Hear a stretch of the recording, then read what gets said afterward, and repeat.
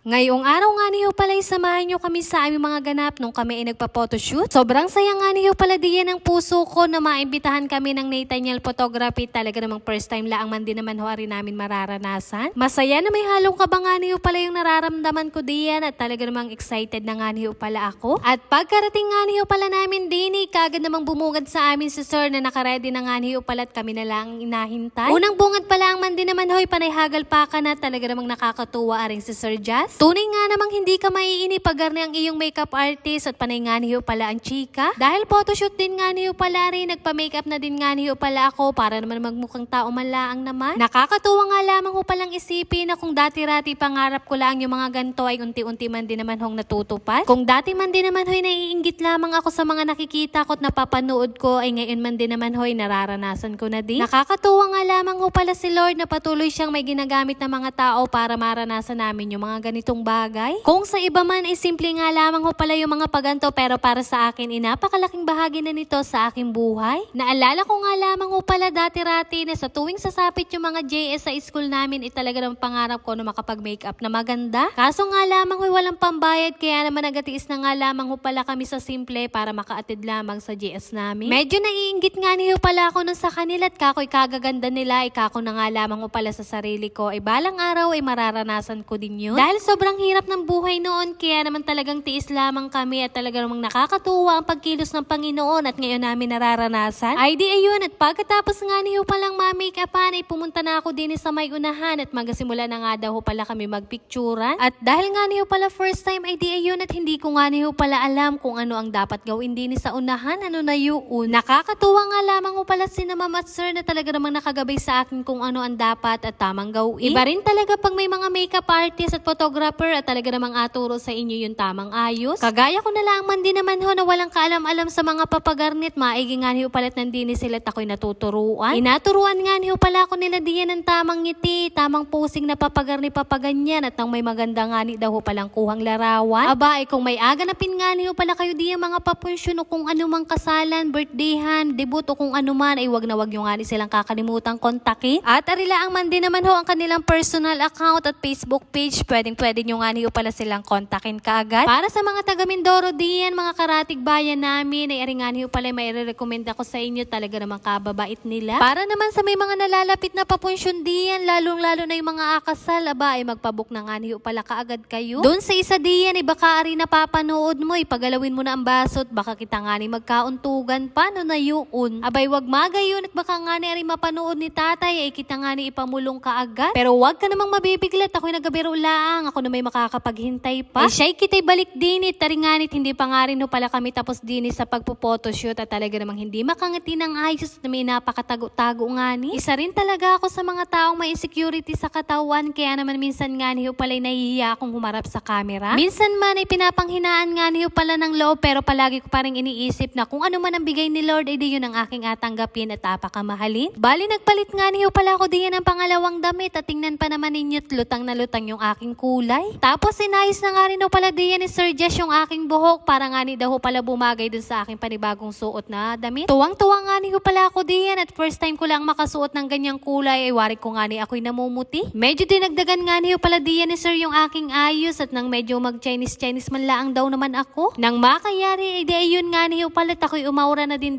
sa unahan at tinuruan nga ni ho pala nila ako ng panibagong posing na papagarni. Panay ang tawa nga ni ho pala diyan ng mga kasama ko, tanong tigas nga ni daw ho pala ng katawan ko, hindi man lang makaaura ng ayos. Ay ikaw baga naman nga ni ho pala ang first time, hindi walang kaalam-alaman din naman ho sa mga padaling papagarni. Kasama ko din nga ni ho pala diyan yung inaparinggan ko kanina, ikakuman din naman nga ni ho pala sa kanya ay wag kang akabahan at wag kang mabibigla no na yun. Ay kakuman din naman nga ni hoy, kayang-kaya ko pa naman makapaghintay at kung ano nga ni ho pala ang kalooban ng Panginoon ay di doon kami. Maraming salamat nga ni ho pala kay Sir Jazz Rodel gayon din sa Nathaniel Photography na talaga namang tinanggap kami ng maayos. Ay siya apas forward ko na nga ni ho pala arit pagkatapos namin magpa-photoshoot ay di na nga rin ho pala kami nagdiretso sa Goldilocks. Unang buwan nga ni ho pala ng pamangkin ng aking jowa at isa pa'y kinuha akong ninang sa bus, kaya naman abili namin ng cake. Nakakatuwa nga lamang ho, panibagong pamangkin na naman ang aming nasilayan. Ay paano ba gahuyaan hanggang din nalaang at ako'y gabantay muna. At yun lamang for today's video. Maraming salamat sa inyong panonood. God bless.